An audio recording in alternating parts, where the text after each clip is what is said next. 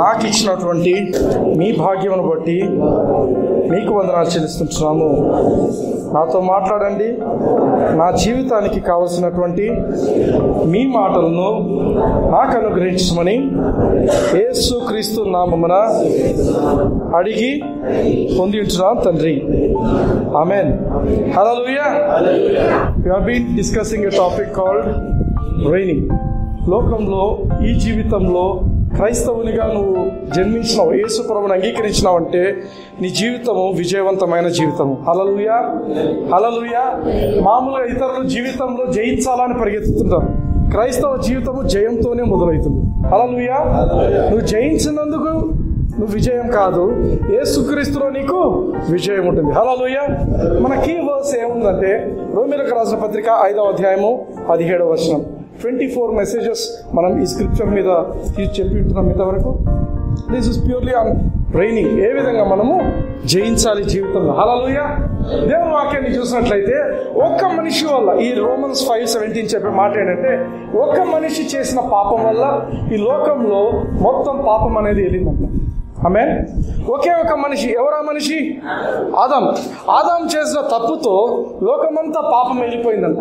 అందుకు దేవుడు తన వాక్యంలో ఏం చెప్తున్నాడంటే, ఎవరైతే 2 విషయాలను పొందుకుంటారో దేవుని దగ్గర, ఆ 2 విషయాలు ఏంటంటే అబండెన్స్ ఆఫ్ గ్రేస్, అంటే కృపాబాహుళ్యము. ఇంకొక విషయం ఏంటి? గిఫ్ట్ ఆఫ్ రైచియస్నెస్, నీతి దానము, నీతి వరము అనే మాటలు తెలుగులో రాయబడ్డాయి. ఎవరైతే దేవుని కృపను, అమూల్యమైన దేవుని కృపను, రెండవదిగా దేవుని యొక్క నీతిని ఎవరైతే పొందుకుంటారో వాళ్ళు వాళ్ళ జీవితంలో జయశీలిగా జీవిస్తారు అనేది దేవుని వాక్యం. హల్లెలూయా. మీరు రాజులలాగా జీవిస్తారు. యాంప్లిఫైడ్ బైబిల్ ఏం చెప్తుందంటే, they will rain as Kings in this life అంటాడు. హల్లెలూయా, హల్లెలూయా. లోకంలో మనం జీవించే కాలంలో పేదరికం మనల్ని ఏలకూడదు, రోగాలు మనల్ని ఏలకూడదు. ఆమేన్, ఆమేన్. శాపాలు మనల్ని ఏలకూడదు. మనల్ని ఎవరు ఏలాలి అంటే మనమే ఏలాలి. మీరు బాగా గమనించినట్లయితే దేవుడు ఏల్తాడు అని చెప్పట్లేదు అక్కడ. మీరు గమనించండి, దేవుడు ఏల్తాడనే మాట రాయబడలేదు. దేవుని కోరిక ఏంటంటే ఆయన పిల్లలమైన మనము మన జీవితాలను యేసుక్రీస్తు ద్వారా ఏలాలా. హల్లెలూయా. చూడండి, మరి నిశ్చయముగా యేసుక్రీస్తును ఒకని ద్వారానే ఏలుదురు. హల్లెలూయా, హల్లెలూయా. ఎవరు ఏలుతారు? ఏలాల్సింది ఎవరు? మనము. ఆమేన్. ఫస్ట్ ఆ క్లారిటీ తెచ్చుకోవాలి. క్రైస్తవుడిగా నీ లైఫ్ ఏంటంటే జయిస్తూ ఉండాలి. నీ జీవితాన్ని నువ్వే ఏలాలి, ఇంకొక వ్యక్తి ఏలకూడదు. ఇంకొక వ్యక్తి ఏలకూడదు. చాలాసార్లు ఏమవుతుందంటే ఇతరులు మనల్ని వెళ్తుంటారు. అవునా? ఆమేన్. లవ్ రిలేషన్స్ ఏర్పడినప్పుడు ఏమవుతుంది? వాడు చెప్పినట్టు ఆ పిల్ల చేస్తుంది, ఆ పిల్ల చెప్పినట్టు వాడు చేస్తుంటాడు. దేవుని వాక్యం ఏం చెప్తుందంటే, నీ జీవితము దేవునిలో నీ జీవితాన్ని నువ్వు ఏలాలి. హల్లెలూయా, హల్లెలూయా. అయితే మనం లాస్ట్ వీక్ ఇంకొక ఎగ్జాంపుల్ తీసుకున్నాం. ఒక బెస్ట్ ఎగ్జాంపుల్. దేవుడు ఒక వ్యక్తిని గురించి మనము డిస్కస్ చేస్తాం. దేవుడు వాక్యంలో పెట్టినటువంటి వ్యక్తి. ఆ వ్యక్తి పేరు యోసేపు. నేను చెప్పాను లాస్ట్ వీక్, అతని పరిస్థితి చాలా దుర్భరమైన పరిస్థితి. ఎందుకంటే సొంత అన్నదమ్ములు అతన్ని అమ్మేసినారు, ఇష్మాయిలులకు అమ్మేస్తే అతన్ని కొన్ని రోజులుగా నడిపించుకుంటూ ఆ ఎడారి ప్రాంతంలో తీసుకొని వచ్చారు. ఆమేన్. మెడకు కట్లు కట్టారు, చేతులకు కట్లు కట్టారు, బిగుసుకుపోయి ఉంటాయి, నాలుక తప్పికైతూ ఆరిపోయి ఉంటుంది. ఆ ఎండలో అదే విధంగా ఆయన తీసుకొని వచ్చి రోడ్డు మీద మన ఆ యొక్క సంతలో నిలబెట్టారు. సంతలో జంతువులను అమ్ముతారు, అన్నీ అమ్ముతుంటారు. అయితే బానిసలను కూడా మధ్యలో నడి రోడ్లో ఏమంటారు, సంత వీధిలో నిలబెట్టి అమ్ముతుంటారు. కనీసం ఒక బట్ట కూడా ఉండదు ఒంటి మీద. ఎవరైనా వచ్చి పరీక్షించి ఒక 10-20 బంగారు వెండి నాణాలకు కొనుక్కోవచ్చు మనుషులు. సో అటువంటి పరిస్థితుల్లో ఈయన నిలబడుకొని ఉన్నప్పుడు పోతిఫర్ అనే ఒక ఐగుప్తు రాజు యొక్క ఆఫీసర్ ఒకడు వచ్చి ఆయన్ని కొనుక్కుంటాడు. దేవుని వాక్యం ఏం చెప్తుందంటే, యాంప్లిఫైడ్ బైబిల్లో ఈ యొక్క ఆదికాండము 39వ అధ్యాయం 2వ వచనం మీరు గమనించినట్లయితే, the lord was with Joseph though he was a slave. ఆయన నిజానికి బానిస. యోసేపు జీవితం ఎలా స్టార్ట్ అయిందంటే, బట్టలు కూడా లేవు ఆయనకు. నా అనేవాళ్ళు లేరు, ఎందుకంటే వాళ్ళ సొంతం వాళ్ళు అమ్మేశారు. With zero in his purse లేదు, బట్టలు లేవు, ఏమీ లేవు. నేకెడ్ మ్యాన్, న్యూడ్ గా ఆయన బజార్లో అమ్ముతున్నప్పుడు ఆయన జీవితం ఆ విధంగా స్టార్ట్ అయింది. అయితే దేవుని వాక్యం గమనించండి, లార్డ్ వాజ్ విత్ జోసెఫ్. ఎవరు ఆయనతో? యోసేపుతో ఎవరున్నారు అంటున్నాడు? దేవుడు యోసేపు గురించి ఒక టెస్టిమనీ ఇస్తున్నాడు. ఏమని చెప్తున్నాడంటే, ఆయన సొంత మాటలు ఇవి, దేవుని సొంత మాటలు. The lord was with Joseph though he was a slave. ఆయన బానిస అయినప్పటికీ కూడా he was a slave. But ఏమని చెప్తాడు దేవుడు? He was a successful and a prosperous man. ఎవరైనా బట్టలు లేనోడిని, లేకపోతే ఒక బానిసత్వంలో జీవితం మొదలు పెట్టినోడిని సక్సెస్ఫుల్ పర్సన్ అంటారా లోకంలో? అన్నారు. లోకం ఏం చూస్తుందంటే, నువ్వు సక్సెస్ఫుల్ పర్సన్ అంటే నువ్వు ఎంత సంపాదించావు, నీకెన్ని అసెట్స్ ఉన్నాయి, నీకెన్ని డిగ్రీలు ఉన్నాయి, నీకు ఎన్ని గోల్డ్ మెడల్స్ ఉన్నాయి. లోకంలో ఒక సక్సెస్ఫుల్ పర్సన్ అంటే ఎంత సంపాదిస్తే అంత సక్సెస్ఫుల్, అవునా? కానీ దేవుని దగ్గరికి వచ్చినప్పుడు ఈ లోకం సక్సెస్ కూడా అదే విధంగా పోతుంది. ఈరోజు సక్సెస్ఫుల్ అయిన వాడు ఒకప్పుడు అందరూ ఏమన్నారంటే, Vijay Mallya very good successful business man అన్నారా? చాలా మంది అన్నారు విజయ్ మాల్యా పెద్ద సక్సెస్. ఏమైంది? పారిపోయాడు, లేడు. అది వరల్డ్ సక్సెస్ ఈరోజు ఉంటుంది, పొగలాగా ఆరిపోతుంది. బట్ దేవుడు ఏమని చెప్తున్నాడంటే, ఆయన దగ్గర నిజానికి ఏమీ లేదు యోసేపు దగ్గర. కానీ దేవుడు యోసేపు గురించి చెప్తున్న మాట ఏంటంటే, because the Lord is with Joseph he is a successful man. హల్లెలూయా. యోసేపు ఎందుకు సక్సెస్ఫుల్ పర్సన్ అయ్యిండు? ఆయన దగ్గర ఏమీ లేవు. అయినప్పటికీ దేవుడు ఏమని చెప్తాడంటే, he has everything. Successful man అనాలంటే అతని దగ్గర అన్ని ఉంటేనే సక్సెస్ఫుల్ మ్యాన్. కానీ ఆయన బానిస అయినప్పటికీ కూడా దేవుడు ఏమని చెప్తున్నాడు? He is a successful man. కారణం ఏంటంటే దేవుడు ఆయనతో ఉన్నాడు. హల్లెలూయా. అందుకే లాస్ట్ వీక్ నేను చెప్పాను, అందులో కూడా ఆ జోసెఫ్ ప్లేస్ లో మన పేరు పెట్టుకోవాలని. ఆమెన్. ఎంతమంది పెట్టుకొని ఎంతమంది డిక్లేర్ చేశారు, ఎంతమంది కన్ఫ్యూజ్ చేశారు అన్నమాట. The Lord is with me and I'm a successful and prosperous man. ఎవరు ఎన్నిసార్లు చెప్పింటారు? 1 టైం చెప్పావా? 1 టైం చెప్తే నీకేం రాదు. 1000 టైమ్స్ 10,000 టైమ్స్ అది నరాల్లోకి వెళ్ళిపోవాలి. ఎందుకంటే దేవుని యొక్క వాక్య ప్రకారము సక్సెస్ఫుల్ పర్సన్ అంటే ఎవరు అంటే, దేవుడు ఎవరితో ఉంటే వాళ్ళే సక్సెస్ఫుల్ పర్సన్. హల్లెలూయా.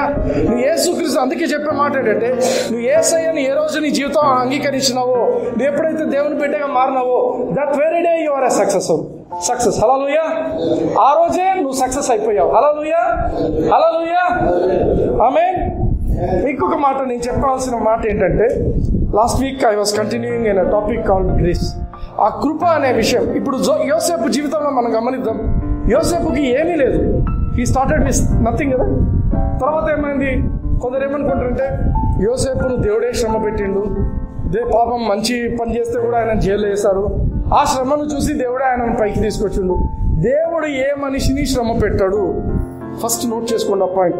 ఏ మనిషిని కూడా దేవుడు శ్రమ పెట్టాడు. దేవుడు కక్ష కట్టి వీని శ్రమ పెట్టి వీని పరీక్షించి తర్వాత వీని నేను సక్సెస్ చేస్తా అనే ప్రసక్తే లేదు. హల్లెలూయా. ఒక్కొక్క మనిషి తన జీవితంలో తన్ను తప్పులన్నా చేస్తుండాలా, లేకపోతే సాతాను వల్ల కానీ వాళ్ళు శ్రమలోకి వెళ్తుంటారు. ఆమేన్. అయితే దేవుడు ఏం చేస్తాడంటే, తన కృపలో ఈ శ్రమలో ఉన్న వ్యక్తులను బయటికి తీసుకొస్తుంటాడు. ఆమేన్. యోసేపు ఎంతో కాలము పాపం యోసేపు అనుకున్నాడు, నా జీవితంలో ఇంకా ఇదేనేమో, నేను ఇక్కడ ఈ జైల్లోనే ఉండాలేమో అనుకున్నాడు. ఒక్క రాత్రి అందరు చెప్పండి, ఒక్క రాత్రి. ఎందుకంటే ముందు రోజు రాత్రి రాజుకు కల వచ్చింది. పొద్దున్నుంచి సార్ మీటింగ్ పెట్టుకున్నాడు రాజు. కల కూడా మర్చిపోయాడు. కానీ బాధ అవుతుంది రాజుకు, చాలా దిగులు అవుతుంది. ఏం కల వచ్చిందో తెలీదు, కానీ చాలా బాధ అవుతుంది. కానీ ఎవరు చెప్తారు ఈ కళ గురించి అని పొద్దున్నుండి అందరినీ పిలుస్తున్నాడు. వాళ్ళ మంత్రగాళ్ళను, వాళ్ళ వైస్ పీపుల్, అందరినీ పిలిచారు. అందరూ అన్ని రకాలుగా ఏమేమో చెప్తున్నారు, ఏది వర్కౌట్ కావట్లేదు. అప్పుడు ఒక మనిషి చెప్పిండు, సార్ ఒక్క అతను ఉన్నాడు, హెబ్రీలో మనిషి ఒకడున్నాడు, వాడైతే ఇది చెప్పగలడని నేను అనుకుంటున్నాను, పిలుచుకోరండి. ఎక్కడున్నాడు ఆయన? అప్పుడు జైలు కాదు, యాక్చువల్లీ మనం జైలు అని సిప్పులో చెప్తాం. ఇట్ ఈస్ కాల్డ్ దంగియాన్ అనే పదం మీనింగ్ ఏంటంటే, వాడు యూరినల్స్ అక్కడే పాస్ పోయాల్సింది అక్కడే, కూర్చోవలసింది అక్కడే, తినాల్సింది అక్కడే. అది వాళ్ళ పనిష్మెంట్. జైలు అంటే నీట్గా ఉండి తుడిచి కూర్చో అట్లాంటిది కాదు.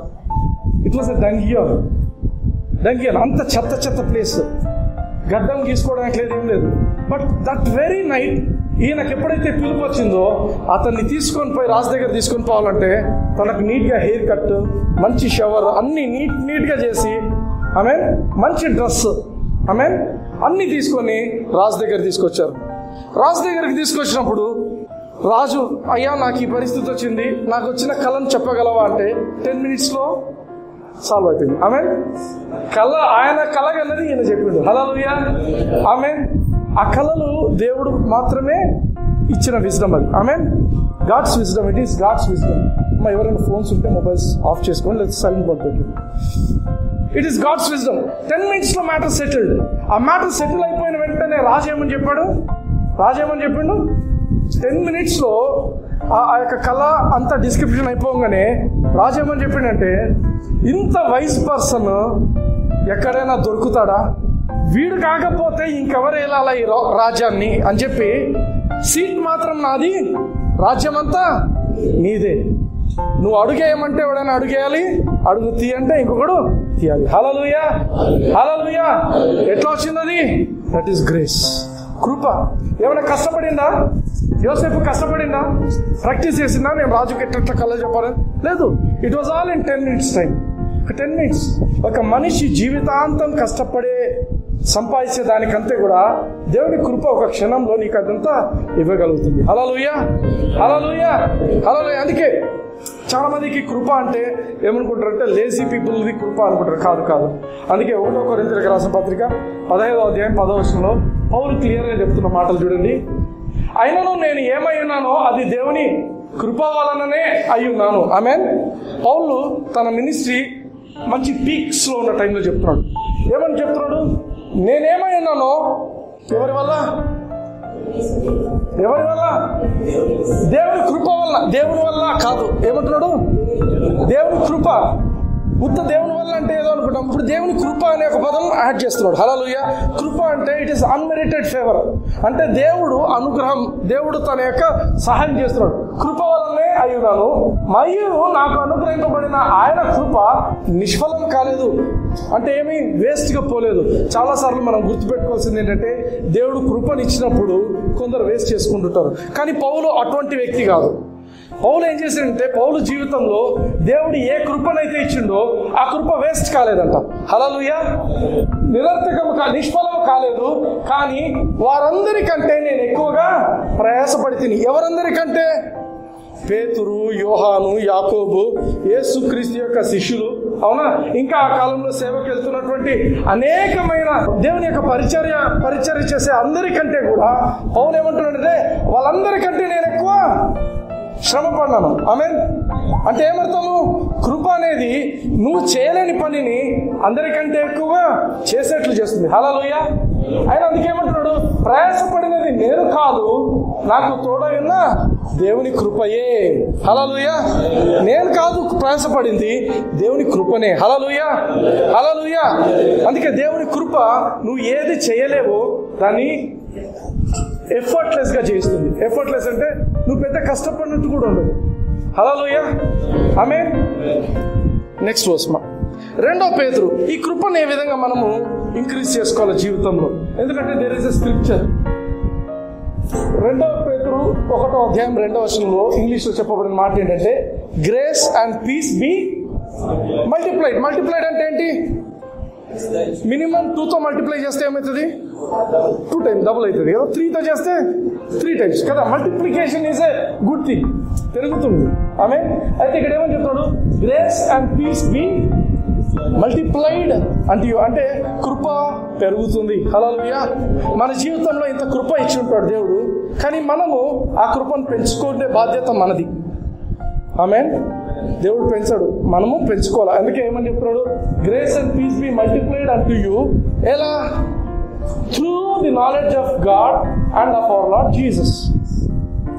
యేసు క్రీస్తుని గురించిన జ్ఞానం, తండ్రి అయిన దేవుని గురించిన జ్ఞానము నీకు పెరిగితేనే నీ జీవితంలో కృప కానీ సమాధానం కానీ పెరుగుతుంది. హల్లెలూయా.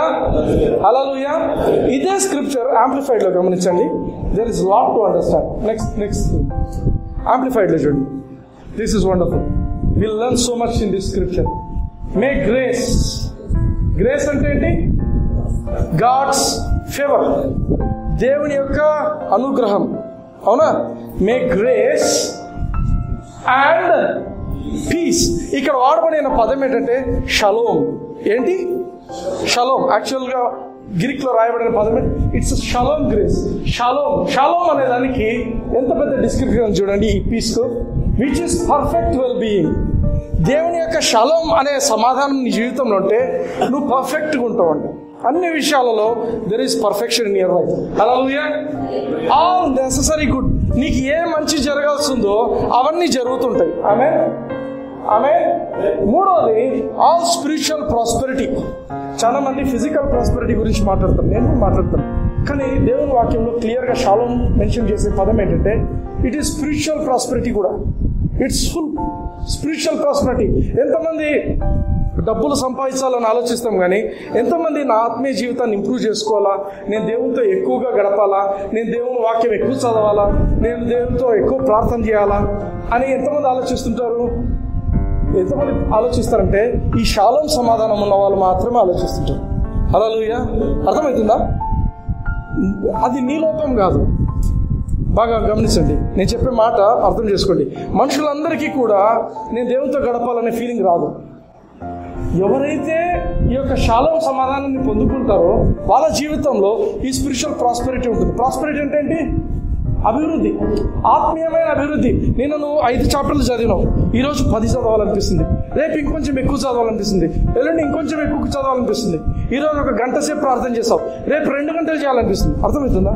You will steel time. ఏదో సమయం తీసుకొని అన్నం తినే టైంలో ఏదో టైంలో you will spend with God. Hallelujah. హల్లెలూయా.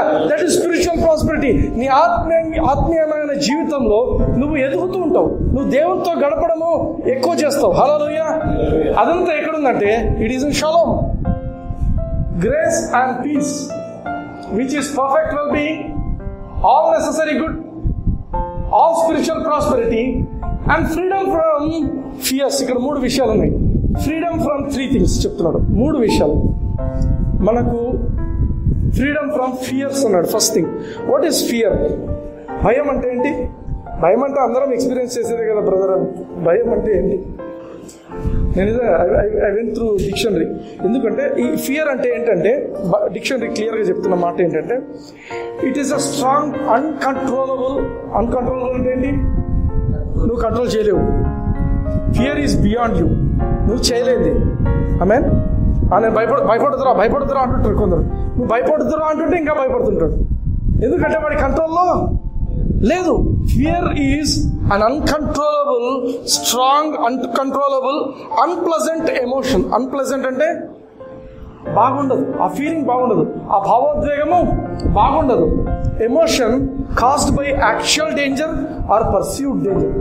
అంటే నిజంగా డేంజర్ ఉన్నా భయపడతావు, డేంజర్ లేకపోయినా డేంజర్ ఉందనుకొని భయపడచ్చు. 2 things. ఒకటి, నిజంగా డేంజర్ ఉండొచ్చు, లేకపోతే నువ్వే ఊహించుకొని నువ్వే ఏదో ఉందనుకొని భయపడచ్చు. హల్లెలూయా. సో ఫియర్ అంటే ఏంటంటే ఖచ్చితంగా ఏదో జరుగుతుందని కాదు, జరగకపోయినా జరుగుతుందేమో అని కూడా భయపడచ్చు. ఆమేన్. హల్లెలూయా. It is uncontrollable. ఈ పదం ఇంపార్టెంట్. ఎందుకంటే హ్యూమన్ గా it is beyond our control. మనం కంట్రోల్ చేసుకోలేము. భయం వచ్చిందంటే భయపడకుండా ఉండాలి, భయపడకుండా కాదు, అట్లా కాదు. This is a spiritual thing. Fear is an exact negative word for faith. విశ్వాసం అనేది పాజిటివ్గా నువ్వు దేవునికి దగ్గర అయ్యేది. ఫియర్ అనేది నువ్వు నెగటివ్ థింగ్ నమ్ముతున్నావు. ఆమేన్. అంటే నీకు ఏదో జరగబోతుంది అని గట్టిగా నమ్మేది భయం. ఆమేన్. అదే విశ్వాసము అంటే ఏంటంటే, విశ్వాసము అని మనం ఫెయిత్ అనే పదం ఏంటంటే పాజిటివ్గా జరిగేదాన్ని ఇది నాకు జరుగుతుంది అని చెప్పేది విశ్వాసం. The exact negative word is fear. Hallelujah. అయితే ఈ యొక్క షాలోమ్ సమాధానం నీ జీవితంలో ఉన్నప్పుడు you will be free from fears. అంటే you will be a fearless person. భయం పడవు. నీకు ఎంత బ్యాడ్ న్యూస్ చెప్పినా నువ్వు భయపడవు. Your heart will be fixed to God. Hallelujah. నువ్వు షాలోమ్ సమాధానంలో ఉన్నప్పుడు నీకున్న ఫీలింగ్ ఎవరు ఎంత చెడ్డ మాట వచ్చి చెప్పినా కూడా నీకున్నటువంటి ధైర్యం ఏంటంటే నా దేవుడు చూసుకుంటున్నాడు. Hallelujah. You will have a strong feeling, నా దేవుడు చచ్చిపోలేదు, ఉన్నాడు, ఆయన చూసుకుంటాడు. Hallelujah. You will be free from fears. First thing is freedom from fears. Second వచ్చేసి అజిటేటింగ్ ప్యాషన్స్. ప్యాషన్ అంటే వాట్ ఈస్ ప్యాషన్? ప్యాషన్ అంటే కూడా emotion. It's a strong emotion. But passion అనే దానికి చాలా మీనింగ్స్ ఉన్నాయి. ఇక్కడ రాయబడిన మీనింగ్ ఒక డిఫరెంట్ మీనింగ్ ఉంది. ప్యాషన్ అంటే ఫర్ ఎగ్జాంపుల్ ఒక స్ట్రాంగ్ అర్జ్ ఉంటుంది దేనికోసమై. లైక్ ఒక వెహికల్ ఏదైనా చూస్తాను అనుకోండి, మంచి కార్ కనిపించింది అనుకోండి, I have a passion to drive cars.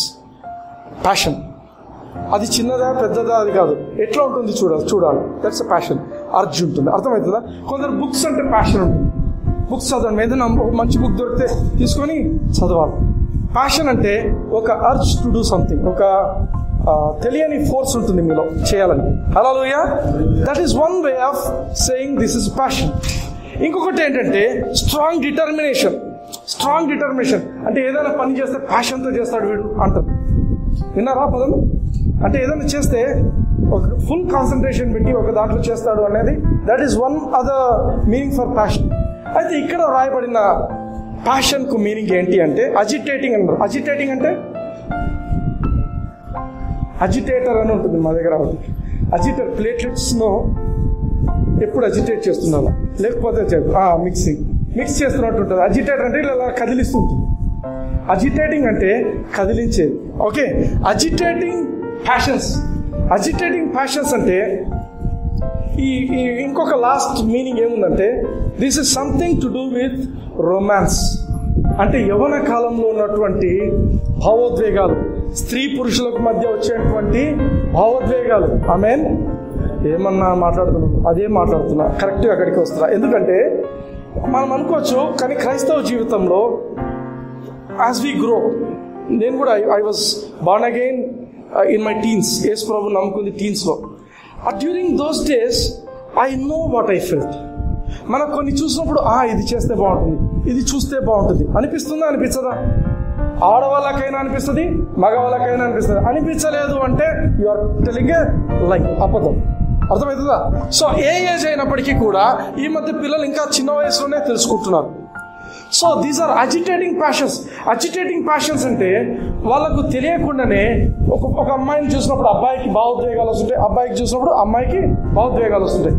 These are called agitating passions. అంటే అమ్మాయి అబ్బాయినే కాదు. ఆమేన్. నేను చెప్పేది క్లియర్గా అర్థం చేసుకోండి. It has to do something about love and romance. ఆమేన్.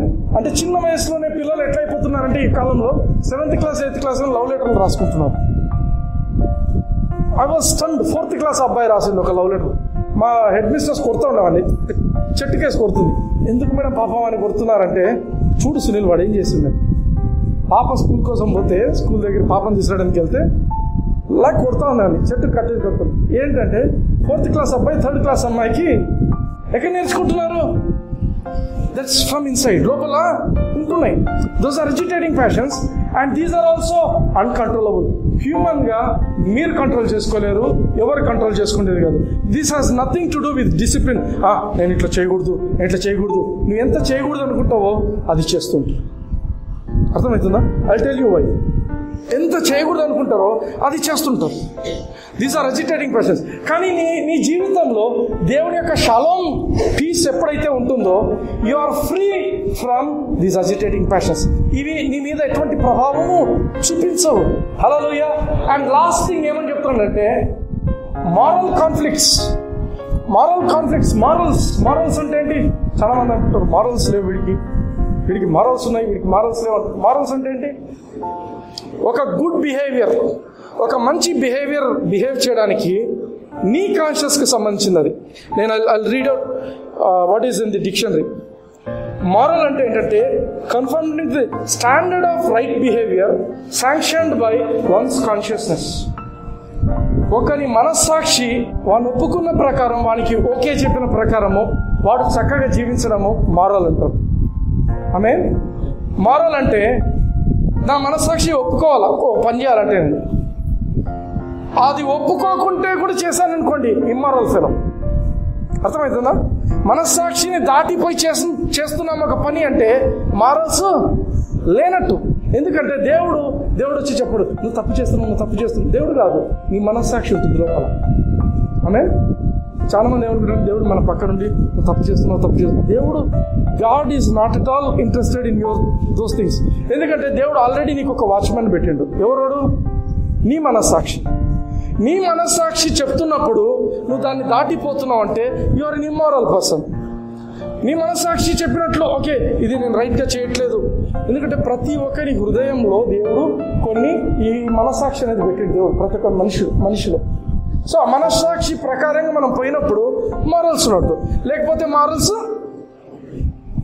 అర్థమవుతుందా లేనట్టు. అందుకే ఏం చెప్తున్నాడు, ప్యాషన్స్ అండ్ మారల్ కాన్ఫ్లిక్ట్స్ అంటే ఏంటి? గొడవలు. మారల్స్ కు నీకు మధ్య జరిగే గొడవలు. This is best dealt by Paul clear గా బైబిల్లో చెప్తున్నాడు. చూడండి, రోమీయులకు రాసిన పత్రిక 7వ అధ్యాయం 19వ వచనం నుంచి 25వ వచనం వరకు నేను చదువుతాను.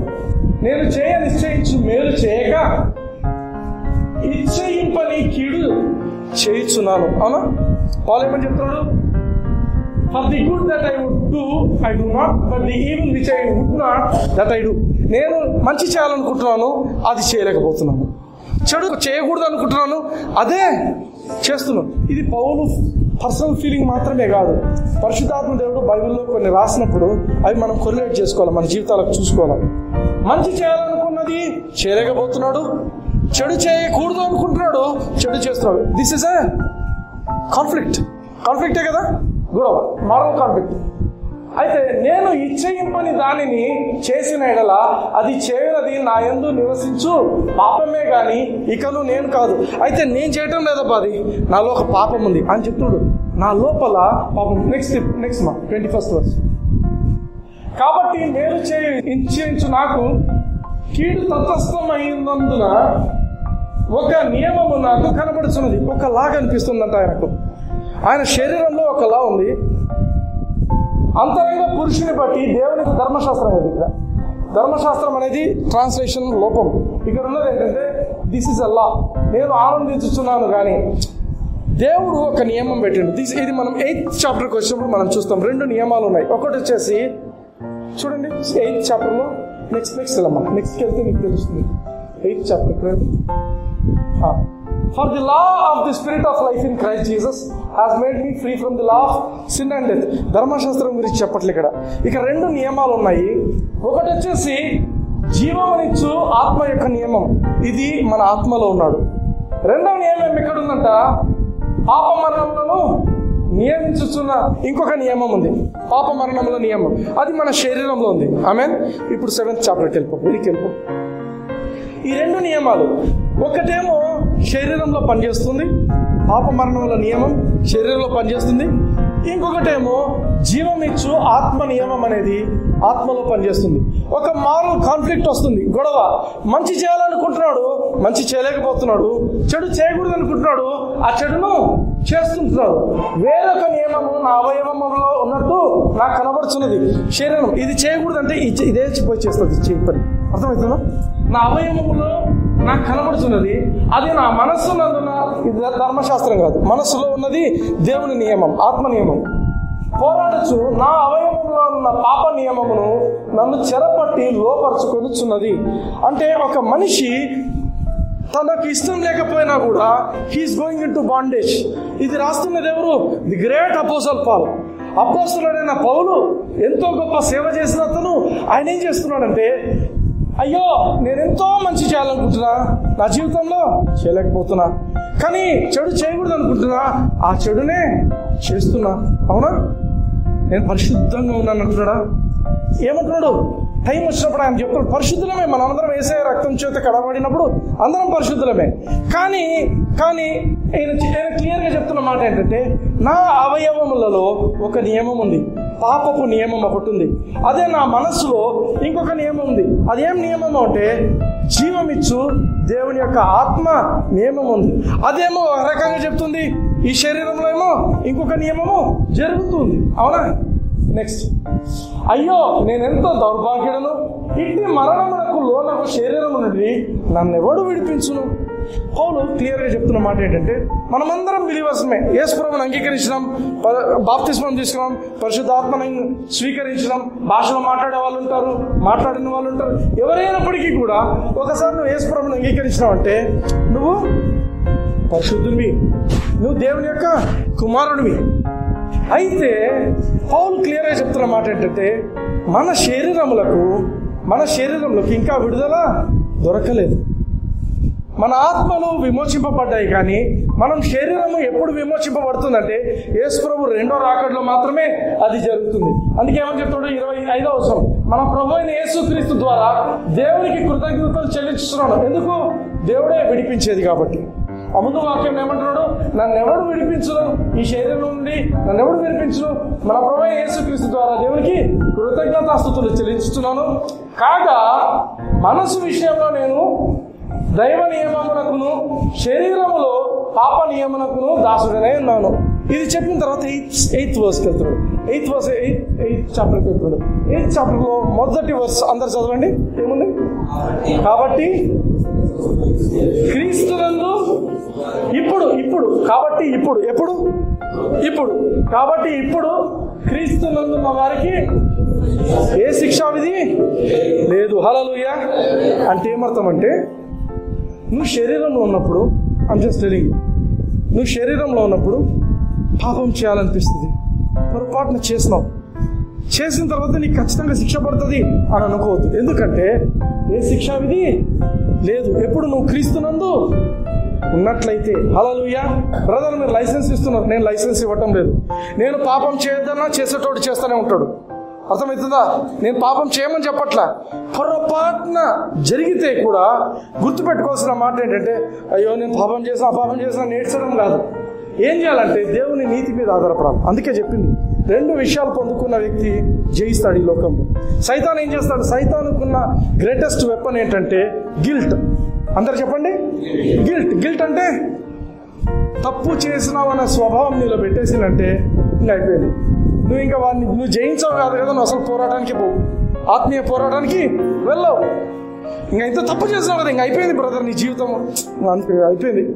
చర్చకు కూడా పోడు, ఇంకా మానేస్తుంది. అర్థమైంది? Lot of people back slider. ఎందుకంటే బికాస్ ఆఫ్ గిల్ట్. దేవుడు తన వాక్యంలో చెప్తున్న మాట ఏంటంటే, క్రీస్తునందున్న వారికి ఇప్పుడు, ఎవరైతే ఇప్పుడు అంటే పాత నిబంధన కాదు. పాత నిబంధనలో నువ్వు ప్రతి పాపానికి శిక్ష పడింది. కొత్త నిబంధనలో నీ పాపానికి యేసు ప్రభు శిక్షను అనుభవించిండు. క్రీస్తునందున్న వాడికి ఏ శిక్షా విధి లేదు. అట్లా నీ పాపం చేస్తున్నామని నేను చెప్పట్లా. 2 చెప్తాను ఎప్పుడు ఎగ్జాంపుల్స్. ఒకటి గొర్రెపిల్ల, ఒకటి పంది. అవునా?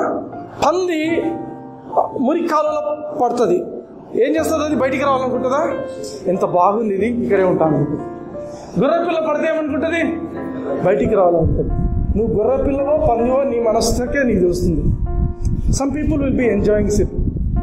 దేవుడు తన వాక్యాన్ని మనకిచ్చింది దేనికోసం అంటే, to take advantage of it and to live A victorious life. పాపం చేసినానా, ఆ దేవుడు క్షమిస్తాడా? అయితే మళ్ళా చేస్తా పాపం అంటున్నావు అంటే దట్ ఈస్ అ పిగ్. అవునా?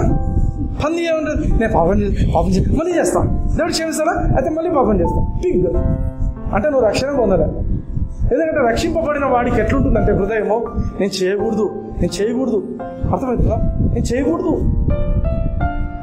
నా పర్సనల్ ఎక్స్పీరియన్స్ ఏంటంటే, నేను ఇన్ మై టీన్స్ నేను బాగా సఫర్ అవుతుండేను. నేను ఏదైతే చేయకూడదు, పాలు ఎప్పుడు చూడండి అమ్మ, ఏదైతే చేయకూడదు అనుకుంటున్నా అదే చేస్తున్నా. I was seeking the lord, fasting ఉండిన 2-3 days. Still I couldn't overcome certain things జీవితంలో. అయితే కాలేజ్కి వెళ్తున్నా, మెడికల్ కాలేజ్కి వెళ్తున్నాను. కాలేజ్కి వెళ్తున్నప్పుడు ఐ వాజ్ ప్రేయింగ్. తెలియకుండా కంట్లో నీళ్ళు కారుతున్నాయి. ప్రభా, నేను ఎంత అనుకున్నా కూడా నేను చక్కగా జీవించలేకపోతున్నాను. నిజమే. I was just red light పడింది, సిగ్నల్ దగ్గర ఆగాను. ఎంత అనుకున్నా నేను జయించలేకపోతున్నాను. ఎప్పుడు ఇట్లే జీవిస్తున్నాను, ఏంది ప్రభా నా జీవితము? కంట్లో నీళ్ళు కారుతున్నాయి దేవుని దగ్గర. వచ్చేసి ఇది నాకొక్కరికి తెలుసు, అక్కడ చుట్టూ ఎవరికి తెలియదు. కళ్ళు నీళ్ళు తుడుచుకుంటున్నా, మాట్లాడుతున్నా. వచ్చేసి సడన్గా దేవుడు నాతో మాట్లాడిన మాట ఏంటంటే, నువ్వు 100 times పడిపోయినా నేను బాధపడనురా, కానీ 101st time మాత్రం లేచి నిలబడడానికి గుర్తుపెట్టు. నువ్వు కింద పడితే నేను బాధపడటంలా, లేయడం మర్చిపోతేనే నేను బాధపడుతున్నా. హల్లెలూయా. కళ్ళు తుడుచుకొని I was going with joy. Hallelujah. ఎందుకంటే దేవుని మాట నిన్ను లిఫ్ట్ చేస్తుంది. నువ్వు 100 సార్లు పడి ఉండొచ్చు, బట్ దట్ 101st time నువ్వు లేచి నిలబడాలనేది చెప్పినప్పుడు ఇంకెప్పుడు నేను పడలేదు. హల్లెలూయా. You know that. అంటే ఎన్నిసార్లు నేను ట్రై చేసిన, నా ఎఫర్ట్తో నేను డిసిప్లిన్ చేసుకోవాలా, ఇది చేసుకోవాలా, అది చేసుకోవాలా, nothing work. But one word from God, నువ్వు లేచి నిలబడడానికి మర్చిపోవద్దు అనే ఒక మాట, ఇట్ కిల్డ్ దట్ ప్యాషన్. ఆ లోపల ఉన్నటువంటి ఆశనే నాశనం అయిపోయింది. Hallelujah, hallelujah. This is important. ఎందుకంటే పౌలు చెప్తున్న మాట ఏంటంటే, మన జీవితంలో ఆ యొక్క నియమాలు ఉంటాయి. నెక్స్ట్ ఇక్కడికి వచ్చేద్దాం. Freedom from fears, agitating passions and moral conflicts. ఇప్పుడే మనం మారల్ కాన్ఫ్లిక్ట్స్ చూసాం, పౌలు డీటెయిల్గా ఎక్స్ప్లెయిన్ చేసాం. అయితే ఈ కృప, ఈ పీస్ అండ్ గ్రేస్, కృప, సమాధానం, షాలోమ్ సమాధానం మీ జీవితంలో విస్తరించాలి, మీ జీవితంలో మల్టిప్లై కావాలి అంటే ఏం చేయాలంట? Multiply to you in the knowledge of God ఉంది. ఏం నాలెడ్జ్ అది? ఫస్ట్ వర్డ్ ఏముంది? ఫుల్. ఫుల్. ఫుల్ అంటే దేవుని గురించి సగం నాలెడ్జ్ పెట్టుకోద్దండి. అర్థమవుతుందా? దేవుని గురించి ఫుల్ నాలెడ్జ్ ఉండాలా. రెండవది, it should be a personal knowledge. సునీలన్నకుండే నాలెడ్జ్ నీకు పెట్టుకోవడం. I'm imparting knowledge. నేను మాట్లాడుతున్నప్పుడు automatically you're getting knowledge. But మీరు పర్సనల్గా దేవునితో రిలేషన్షిప్ బిల్డ్ చేసుకోవాలి. అర్థమవుతుందా? నేను చెప్తున్నా, జేఎస్ ప్రభు ఎంత మంచోడు, ఎంత మంచోడు. నువ్వు పర్సనల్గా ఎందుకంటే నా దగ్గర ఉండే దేవుడు నీ దగ్గర కూడా ఉన్నాడు. హల్లెలూయా. నేను ఏ విధంగా దేవునితో గడుపుతున్నానో యూ ట్రై టు పర్సనల్గా నువ్వు ఎంజాయ్ చేసుకో. హల్లెలూయా, హల్లెలూయా. అండ్ ఆ నాలెడ్జ్ ఎట్లా ఉండాలంటే it should B full, it should B personal. అనుభవం. నువ్వు దేవునితో అనుభవపూర్వకంగా నువ్వు దేవుని తెలుసుకో. దేవుడు ఎటువంటి వాడు, దేవుడు ఎట్లా మాట్లాడతాడు, యు లెర్న్ ఇట్. మూడోది వచ్చేసి ప్రిసైజ్. ప్రిసైజ్ అంటే ఎగ్జాక్ట్. ప్రిసైజ్ అంటే exact knowledge and correct knowledge of God and hour Lord Jesus Christ. అంటే దేవుని గురించి, యేసుక్రీస్తుని గురించి సరైన నాలెడ్జ్ ఉంటేనే నీకు కృప పెరుగుతుంది. లేకపోతే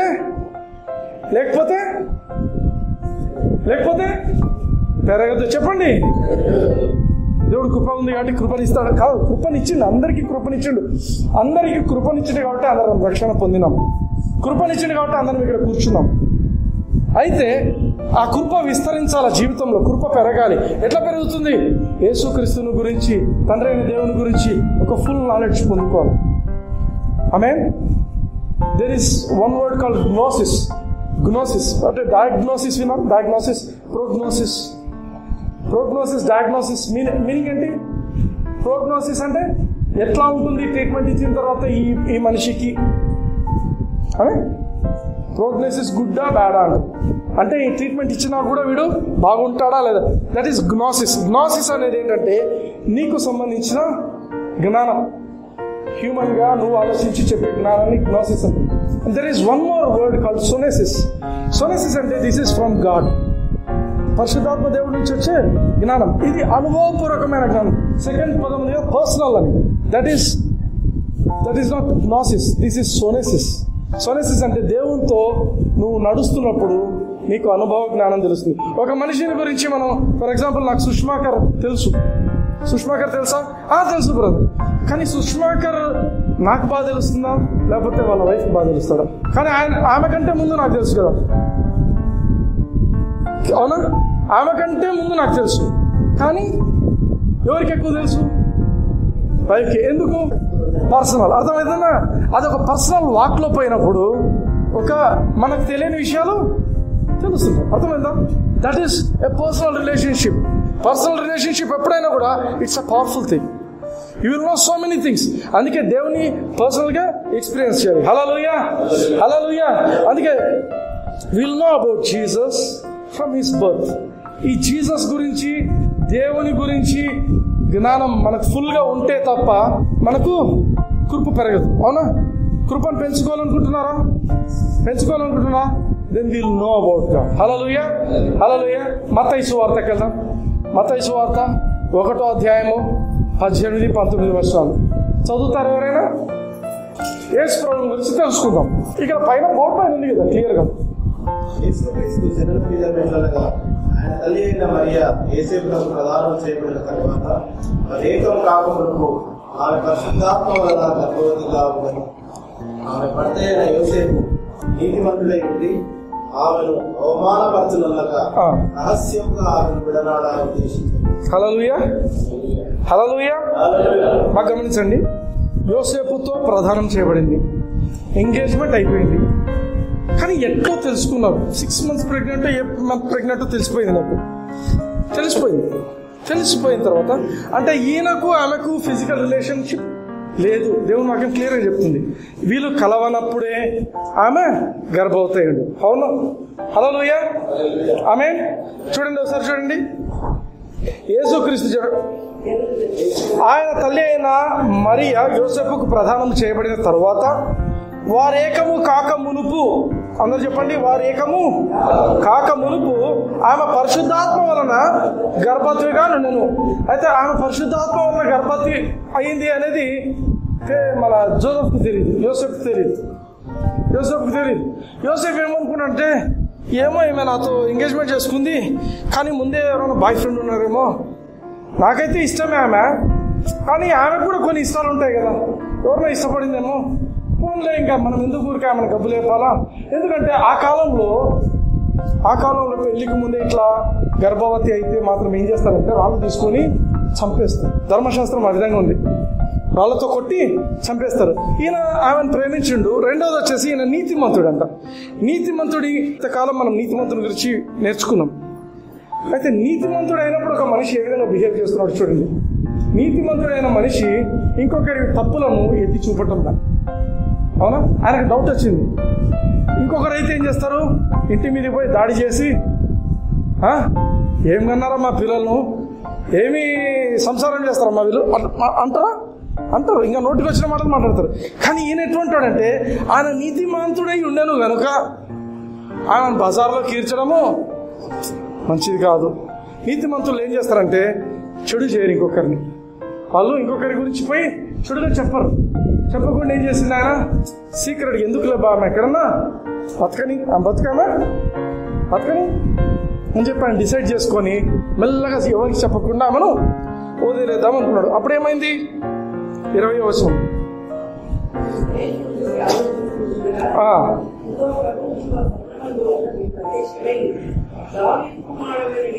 దావీదు కుమారుడైన యోసేపు, నీ భార్య అయిన మరియను చేర్చుకొనుటకు భయపడకము, ఆమె పరిశుద్ధాత్మ వలన గర్భము ధరించినది.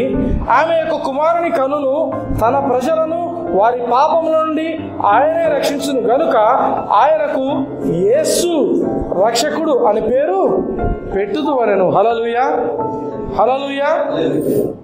యేసు ప్రభు దగ్గరికి వచ్చేసరికి, యేసు ప్రభు కడుపులో ఉన్నాడనే విషయము దూత యోసేపు దగ్గరకు వచ్చి మాట్లాడుతున్నాడు.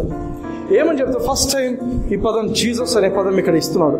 ఎందుకంటే ఈ పదానికి మీనింగ్ యాక్చువల్ గ్రీక్ వర్డ్ ఏంటంటే యెషువా, YESHUA, యెషువా, జీసస్ కాదు. జీసస్ అనేది మనకి ఇంగ్లీష్లో రాస్తారు, కానీ యాక్చువల్ పదం YESHUA, యెషువా. యెషువా అనే పదంలో యావే అనే పదం, యావే అంటే the most high God, almighty God. యావే అంటే ఇప్పుడు యెహోవా అంటాం కదా, యూదులు యావే అనే పదం కూడా పలకరు.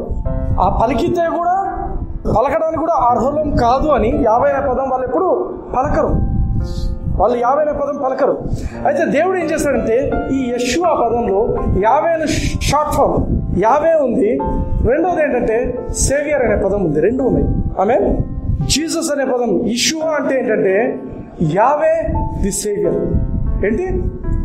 యావే ది సేవియర్. యావే అంటే సింహాసనం మీద ఆసీనుడైనటువంటి ఆ దేవుడే నిన్ను కాపాడుతాడు. యావే అంటే సింహాసనం మీద ఉన్న దేవుడు. యెషువా అంటే సింహాసనం మీద ఉన్న ఆసీనుడైనటువంటి ఆ దేవుడు నిన్ను రక్షిస్తాడు. హల్లెలూయా. అంటే జీసస్ అనే పదానికి మీనింగ్ అంటే ది లార్డ్ అవర్ సేవియర్. చాలా మందికి యేసుప్రభు తెలుసు, యేసుప్రభు తెలుసు. యేసుప్రభు పేరు మీనింగ్ ఏంటి తెలియదు. యేసుప్రభు పేరు మీనింగ్ ఏంటంటే ది లార్డ్ అవర్ సేవియర్. అంటే ఏమర్థం అంటే నువ్వు ఎప్పుడు యేసు అని పిలిచినప్పుడు అంతా కూడా పరలోకంలో ప్రకంపనలు మొదలైతాయి. అక్కడ ది మోస్ట్ హై గాడ్, సింహాసనం మీద కూర్చున్న దేవుడు ఎవరో మనకు పిలుస్తున్నారు. ఆమేన్. జీసస్ అనే పదం ఏంటంటే it's not actually a proper noun కాదు. ఇది నిజంగా చెప్పాలంటే ఇట్స్ ప్రాపర్ నౌన్ లాగా లేదు. ఇక్కడ జాబ్ డిస్క్రిప్షన్ లాగా ఉంది. అర్థమైందా? Job description. నీ జాబ్ డిస్క్రిప్షన్ ఏంటి? మెడికల్ ఆఫీసర్ జాబ్ డిస్క్రిప్షన్ అంటే మెడికల్ ఆఫీసర్ అంటే హీజ్ అన్ ఆఫీసర్, మెడికల్ సంబంధించి అన్ని చూసుకుంటాడు. That is job description. అర్థమవుతుందా? కానీ ఆయన ప్రాపర్ నేమ్ ఏంటి? సుష్మాకర్. ఈ యెషువా అనే పదము, జీసస్ అనే పదము, it is more A job description. ఎందుకంటే ఈ యొక్క దూత వచ్చేమని చెప్పిండు, తన ప్రజలను తమ పాపముల నుండి ఆయన విడిపించును కాబట్టి, రక్షించును కాబట్టి ఆయనకు యేసు అని పేరు పెట్టుదురు. హల్లెలూయా. అంటే నువ్వు యెషువా జీసస్ అని ఎప్పుడు పిలిచినా కూడా ఏం జరుగుతుందంటే, అంటే నువ్వు కాన్షియస్గా పిలిచాలా, నువ్వు ఈ అర్థం తెలుసుకొని పిలిచాలి. ఊరికే గుడ్డిగా జీసస్ అంటే ఏం కాదు. బట్ ఈ అండర్స్టాండింగ్తో నేను పిలిచినప్పుడు I'm calling the most high God as my saviour. నా జీవితానికి ఈ అత్యున్నత సింహాసనం మీద ఆశ్రయమైనటువంటి ఆ దేవుడే నాకు రక్షకుడిని నేను పిలుస్తున్నాను అని నువ్వు ఎప్పుడైతే ఆ కాన్షియస్నెస్తో నువ్వు పిలుస్తావో, ఆయన he will come down and he will work for you. Hallelujah. That is a job description. అందుకే నీ ఫిజికల్ కండిషన్ కానీ, నీ ఫైనాన్షియల్ కండిషన్ కానీ, నీవు ఏ హెల్త్ కండిషన్ కానీ, ఏ కండిషన్ అయినప్పటికీ కూడా if you say Jesus, that's enough. Jesus అంటే ఏంటి? యు ఆర్ డిక్లేరింగ్ ఏమని? యావే ఈజ్ మై సేవియర్. యావే ఈజ్ మై సేవియర్ అన్నప్పుడు దూతలు వింటారు. హల్లెలూయా. దూతలు వింటారు, యేసు ప్రభువు వింటున్నాడు, ఆమేన్. పరలోకపు తండ్రి కూడా వింటున్నాడు, సైతాను వింటున్నాడు, దయ్యాలు వింటున్నాయి. Hallelujah. Whenever you consciously speak Jesus అన్నప్పుడు ఏమవుతుందంటే ఆయన దిగి రావాల్సిందే. Hallelujah. Hallelujah. Because he's a God. అబద్ధాలు మాట్లాడే దేవుడు కాదు. చాలా మందికి ఒక ఫ్యాన్సీ ఉంటుంది, ఫ్యాంటసీ. ఎట్లా అంటే, నేను పాత నిబంధనల పేర్లన్నీ నేను దేవుని తెలుసుకున్నాను. విన్నారు ఎప్పుడు? Even I teach all those things. Old టెస్ట్మెంట్లో Jehovah Jireh, El Elyon, Tsidkenu, Jehovah Tsidkenu, Jehovah Rapha, amen, ఇవన్నీ డిస్కస్ చేస్తున్నాం. బట్ ది ట్రూత్ ఏంటంటే, పాత నిబంధనలో ఉన్న ఆ పేర్లన్నీ కూడా నీకు పని చేయాలంటే, నీ జీవితంలో అవి కార్యం చేయాలంటే, ఆమేన్, నీ జీవితంలో అవి కార్యం చేయాలంటే కొత్త నిబంధనలో యేసు అనే మాటకు అండర్స్టాండింగ్ నీకు తెలిస్తేనే నీకు అవి పనిచేస్తాయి. హల్లెలూయా. ఎందుకంటే ఫస్ట్ ఆఫ్ ఆల్ దేవుని ఇంట్రెస్ట్ ఏంటంటే నిన్ను నీ పాపముల నుండి రక్షించాలి. నిన్ను నీ పాపం నుంచి రక్షించిన తర్వాతనే వేరే విషయాల నుంచి నేను రక్షిస్తాడు. నిన్ను పాపం నుంచి రక్షించకుండా నీ సమస్యల నుంచి రక్షించడు. హల్లెలూయా. అర్థమవుతుందా? మొట్టమొదట యేసు అనే పదానికి మీనింగ్ ఏంటి? తన ప్రజలను వారి పాపం నుండి రక్షిస్తాడు. హల్లెలూయా. మొట్టమొదట ఆయన నీ పాపం నుండి నిన్ను రక్షిస్తే తప్ప నీ సమస్యల నుంచి నిన్ను రక్షించడు. ఎందుకంటే పాపాలు అడ్డం ఉంటాయి. ఆమేన్. హల్లెలూయా. ఈ కాన్షియస్నెస్ ఉండాలి నీకు మైండ్లో. నువ్వు ప్రార్థిస్తున్న ప్రతిసారి, ఎందుకంటే ఫస్ట్ థింగ్ ఏంటంటే నా పాపాలు కడగబడ్డాయి, నేను యేసు ప్రభువుని అంగీకరించినాను. హల్లెలూయా. నెక్స్ట్ థింగ్, ఇప్పటి నుంచి నేను జీసస్ అని పిలిచే ప్రతిసారి I'm saying that Yahweh is my saviour. Hallelujah. హల్లెలూయా.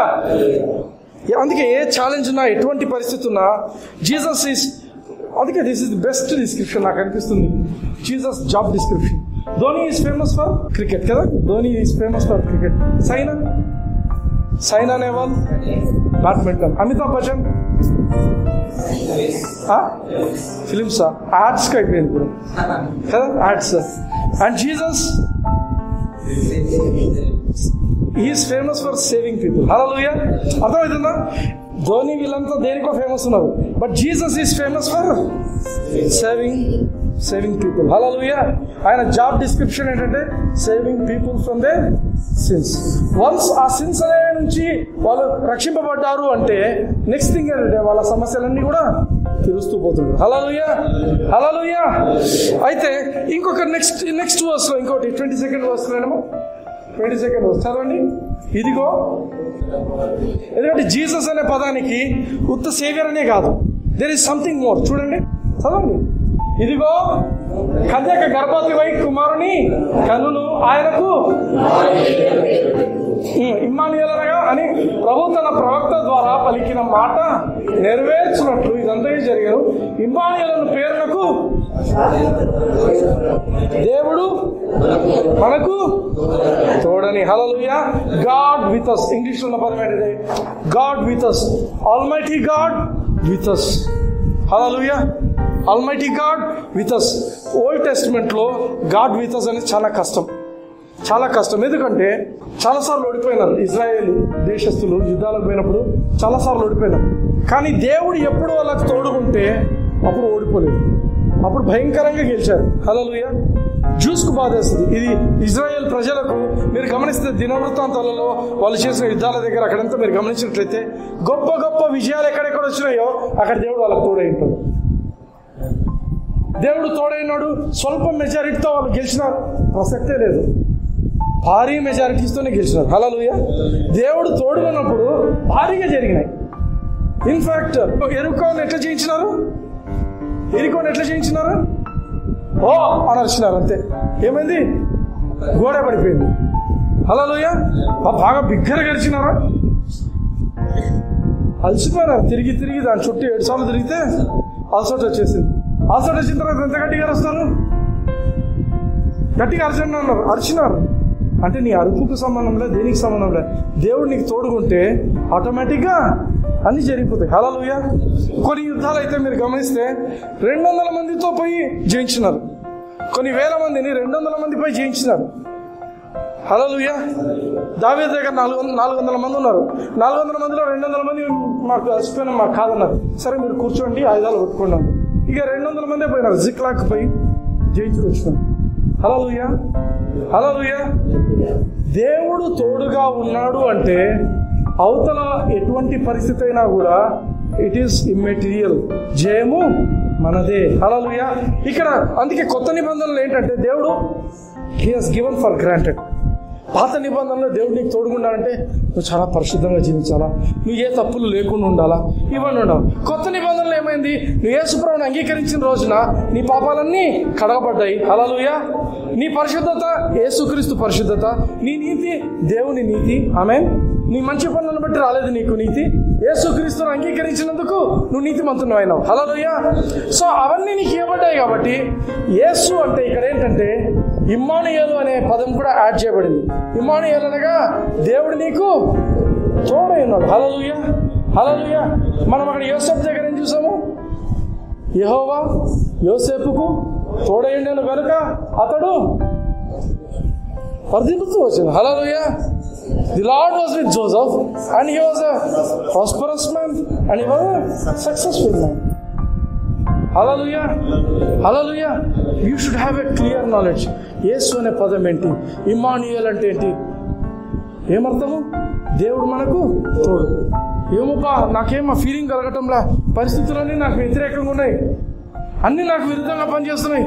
దేవుడు ఉన్నాడో లేడో? ఉన్నాడు. హల్లెలూయా. హల్లెలూయా. ఒక చిన్న సీక్రెట్ చెప్పనా మీకు? దేవుడు లేడు అనిపిస్తున్నప్పుడు దేవుడు ఉన్నాడు అనే దానికి ఎట్లా అని చెప్పనా? దేవుడు 1,00,000 కిలోమీటర్ల దూరంలో ఉన్నాడు అనిపిస్తుంటుంది కొన్నిసార్లు మన జీవితంలో పరిస్థితులు బాగాలేనప్పుడు. How to experience God's presence. క్షణాల్లో దేవుని ప్రెజెన్స్ ఎట్లా ఎక్స్పీరియన్స్ చేయాలంటే సింపుల్ వర్డ్ ఏంటి? Thank you Lord for your presence. Hallelujah. ఏం చెప్పాలి? Thank you Lord for your presence. It is experiencing God. దేవుడు ఉన్నా, నిన్నెప్పుడు విడవను, నిన్ను ఎడబాయనని చెప్పిండు దేవుడు. ఆ దేవుని మాట నిజం, ఆయన వదిలిపెట్టాడు. But if you want to enjoy his presence, నువ్వు ఆయనను ఎక్స్పీరియన్స్ చేయాలంటే నువ్వు చెప్పాల్సిన మాట, పరిస్థితే బాగలేనప్పుడు నువ్వు చెప్పాల్సిన మాట ఏంటంటే thank you Lord for your presence. నీ సన్నిధి నాకు తోడుగా ఉంచినావు, నీకు స్తోత్రం. నువ్వు నాలో ఉన్నావు, నీకు స్తోత్రం. When you say those words, you can experience God's presence. Hallelujah. ఈ tingling presence of God you can just experience. అందుకే it's always important to practice God's presence. దేవుని యొక్క సన్నిధిని ప్రాక్టీస్ చేయడం ఇంపార్టెంట్. Hallelujah. ఎందుకంటే some impossible things జరుగుతుంటాయి. When you practice God's presence, impossible things. ఒకసారి ఏమైనా నేను బైబిల్ పట్టుకొని ప్రీచ్ చేసే ఆ పరిస్థితి కూడా కాదు. యేసుప్రభువుని అంగీకరించిన కొత్తలో నేను పెట్టుకున్న నియమం ఏమేంటంటే నేను బైబిల్ చదువుకోవాలా, ప్రార్థన చేయాలి. ప్రార్థన చేసుకోవాలి. రెండే, ఏం చేయాలా? బైబిల్ చదవాలా, ప్రార్థన చేయాలి.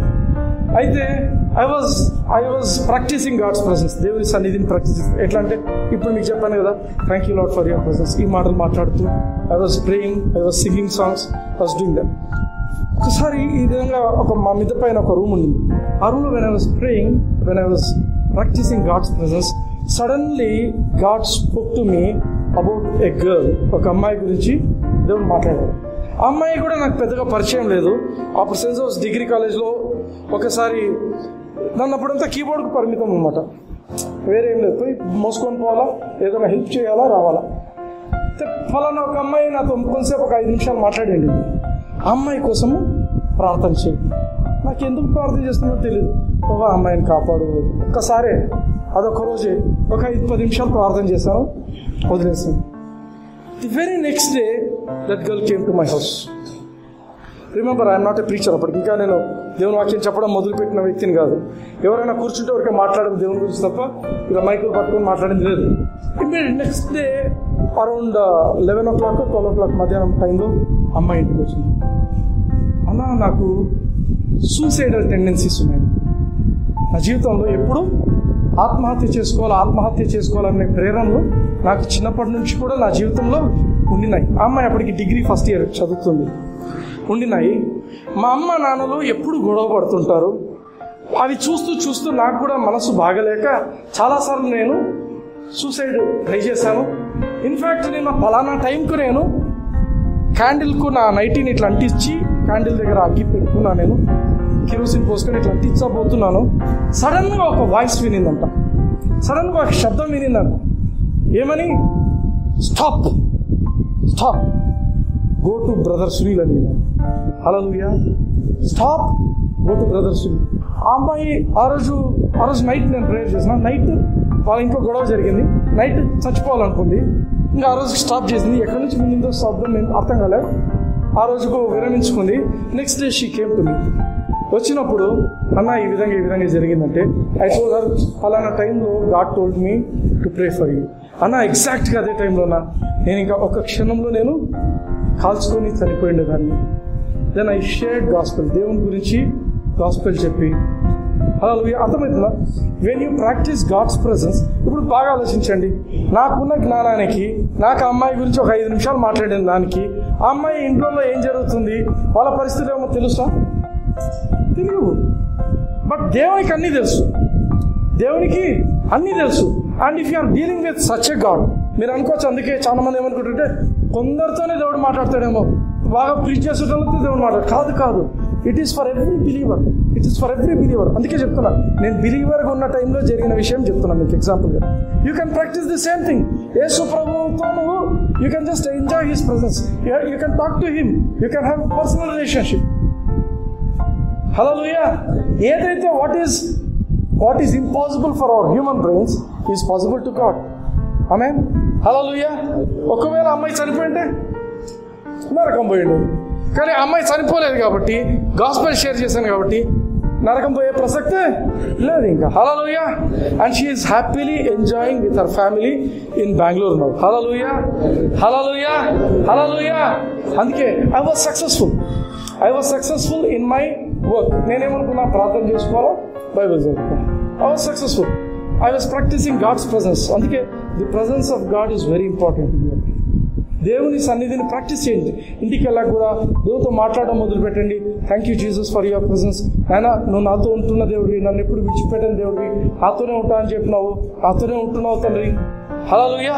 Speak certain things. ఎందుకంటే నువ్వు ఎంత కష్టపడి, ఎంత స్ట్రగుల్ అయ్యి, ఎంత చేయాలనుకున్నా కూడా కొన్ని తెగవు, తెల్లారవు కొన్ని పనులు. బట్ విత్ గాడ్స్ ప్రెసెన్స్ ఒక క్షణంలో అవన్నీ వెళ్ళిపోతాయి. Just 1 second is enough to clear off everything. Hallelujah. That is the power of God's presence. దేవుని సన్నిధిని ఎంజాయ్ చేయడం నేర్చుకున్నప్పుడు you will see that things will get clear in your life. Hallelujah. అందుకే అందరూ ఇంటికి పోయినాక, last week you didn't practice this. అందుకే ఈ రోజు నుంచి ఇంటికి వెళ్ళాక everybody should practice this. నాతో పాటు చెప్పండి. The Lord is with me. So I am successful and a prosperous man. The Lord is with me. So I am a successful and a prosperous man. Hallelujah. నీ ఉద్యోగాన్ని బట్టి కాదు, నీకున్న ఆస్తులను బట్టి కాదు, వేటిని బట్టి అతిశయించొద్దు. అంతా నీకు ఉండాల్సినదంతా ఏంటంటే దేవుడు నాతో ఉన్నాడు కాబట్టి ఐఎమ్ సక్సెస్. హల్లెలూయా, హల్లెలూయా. ఎందుకంటే నువ్వు వాటి మీద అతిశయం పెట్టుకుంటే అవి ఈ రోజు ఉంటాయి, లేపి వెళ్ళిపోతాయి. కానీ దేవుడి మీద నువ్వు ఎప్పుడైతే నీ యొక్క కాన్సన్ట్రేషన్ దేవుని మీద ఎప్పుడైతే ఉంటుందో, then nothing is going to be lost from your life. Hallelujah, hallelujah. కళ్ళు మూసుకోండి, దేవునితో మనము థ్యాంక్స్ చెప్తాం. ప్రభా, నువ్వు నాతో మాట్లాడినావు తండ్రి, నీకు స్తోత్రం అని దేవునికి చెప్తాం.